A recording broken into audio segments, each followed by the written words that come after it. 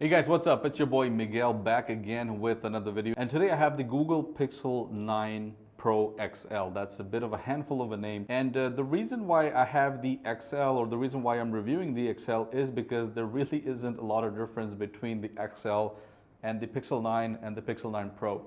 But there is a lot of difference when it comes to the price. And this is going to be mostly a first impression, but it's also going to be kind of a video where I talk about how much of a difference there is between these three phones, which really isn't a lot, but there is a massive difference when it comes to the pricing. So let's go ahead and start the unboxing. Now you can tell that this is a very minimal box, and the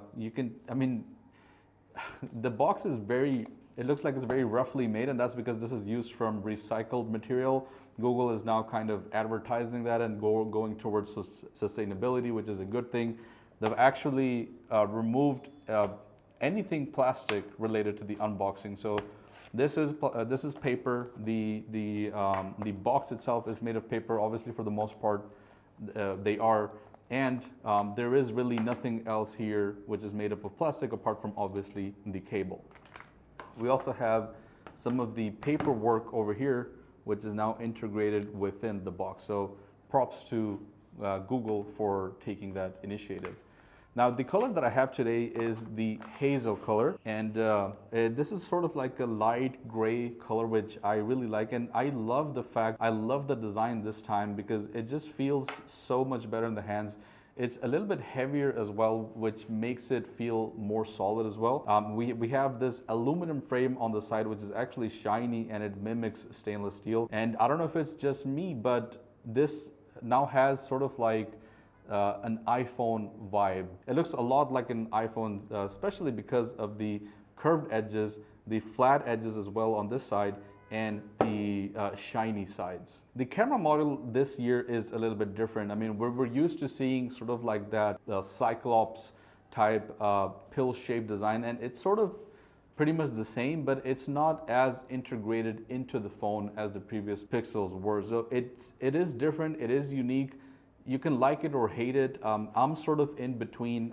I don't know how I feel about it. It sort of looks like it's a separate object that's placed on the back of the camera, on the back of the phone, which kind of makes it feel a little bit weird. Now, this being the XL, obviously you have three cameras, and you have a 50 megapixel main, you have a 48 megapixel wide, and then the 48 megapixel periscope telephoto lens that comes with the XL as well this time. So let's get into it and see what else we have. So the XL being the largest or the biggest size available, this now comes at a 6.8-inch display, which is pretty big.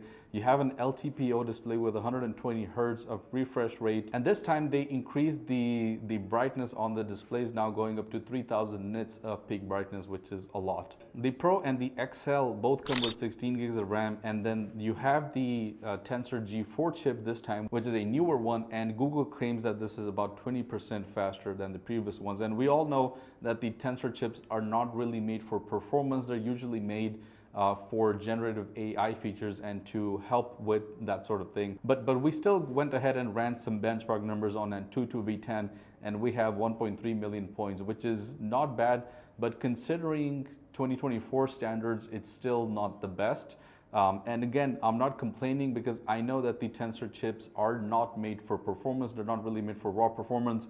It's a lot of other things that this chip is actually very efficient on. Talking about the display, we now also for the first time have an ultrasonic fingerprint sensor when it comes to the Pixel phones as opposed to an optical one. This is the first year that Google actually introduced that, so that's also a welcome change. And again, talking about the display, we have Gorilla Glass Victus 2 on the front and on the back as well. Now, I want to talk a little bit about the pricing on this phone because the Pixel 9 starts at $799. The Pixel 9 Pro starts at $999, and then the XL starts at $1099.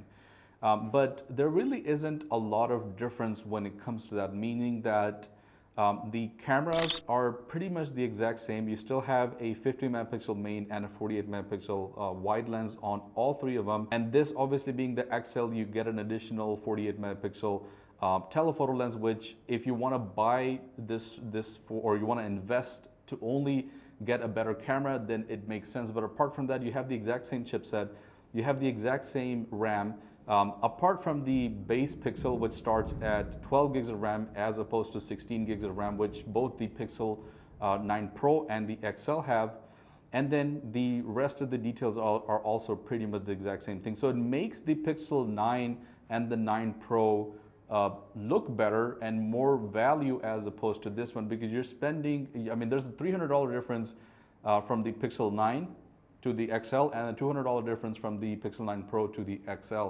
So if you want to spend $200 more to get an additional 48 megapixel telephoto lens, 4 gigs of extra RAM, and a slightly better front camera, then yes, go ahead and spend the extra $300, which in my opinion, it doesn't make sense.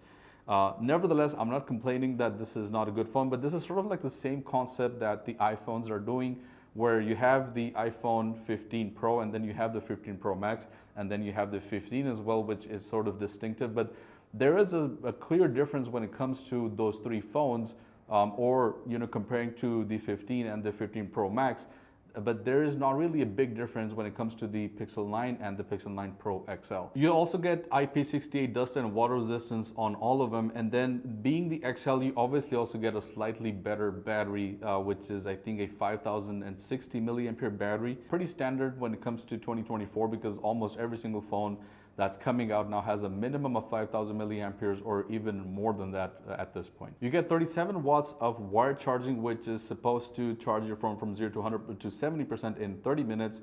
And then you also have 23 watts of wireless charging, and additionally you also get reverse wireless charging. Now, some of the main features this time, again, because this is in a Pixel phone, it's based around AI. So you do get a few different features like the screenshot app, which is specifically made for the Pixel. And what it does is that it captures every single screenshot that you've ever taken into one place, and then you can go ahead and Google information from it, or it will automatically give you information based on that screenshot, which you can later use. And apart from that, you also have the Pixel Studio, which obviously is going to be integrated with your app, and or you can transform words into images, and kind of use that AI feature to generate different types of images based on descriptions that you're writing, or giving instructions to the phone. You also have the thermometer app, which is not really anything AI based, but if you go ahead and kind of move it close to a surface, a hot surface, a liquid or food, then it can go ahead and tell you exactly what the temperature is. I really haven't